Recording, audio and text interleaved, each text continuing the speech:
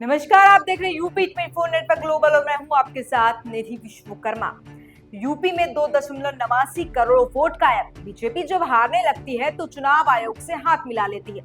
दरअसल भाई साहब, ये मैं नहीं कह रही, ये कह रहे हैं समाजवादी पार्टी के मुखिया अखिलेश यादव। उत्तर प्रदेश में चुनावी पारा एक बार फिर चढ़ गया। मौका है अंतिम मतदाता सूची यानी फाइनल वोटर लिस्ट के जारी होने का। लेकिन सियासत इस पर शुरू हो गई है कि समाजवादी पार्टी के मुखिया अखिलेश यादव ने सीधा हमला बोलते हुए कहा, जब बीजेपी हारने लगती है तो वो संवैधानिक संस्थाओं का सहारा लेती है।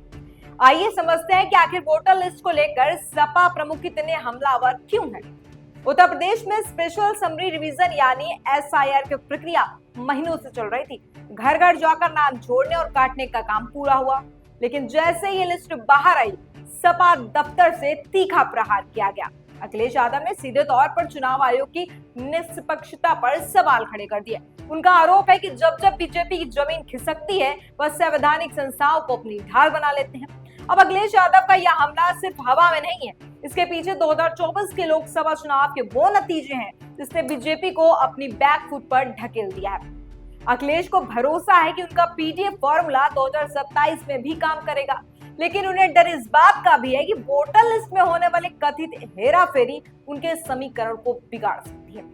अब सपा कार्यकर्ताओं को निर्देश दिया गया है कि वे हर विधानसभा में कटे हुए नामों की सूची तैयार करें और इसका पुरजोर विरोध करें।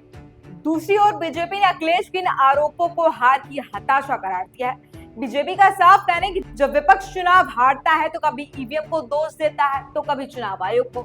जानकारों का मानना है कि अखिलेश यादव अभी से अपने कार्यकर्ताओं को एक्टिव मोड में रखना चाहते हैं ताकि चुनाव के दौरान प्रशासन पर दबाव बना रहे। तो ये साफ है कि 2027 की जंग की शुरुआत अब मतदाता सूचियों से ही हो चुकी है। एक तरफ बीजेपी अपनी डबल इंजन की ताकत पर भरोसा कर रही है, तो दूसरी तरफ अखिलेश यादव सावधान और आक्रामक रणनीति के साथ मैदान में है। क्या वोटर लिस्ट को लेकर लगाया गया ये आरोप सिर्फ राजनीतिक स्टंट है या इसके पीछे कोई गहरी हकीकत? ये तो फिलहाल आने वाला वक्त बताएगा। फिलहाल के लिए इतना ही। देख रहे यूपी 24 नेटवर्क ग्लोबल।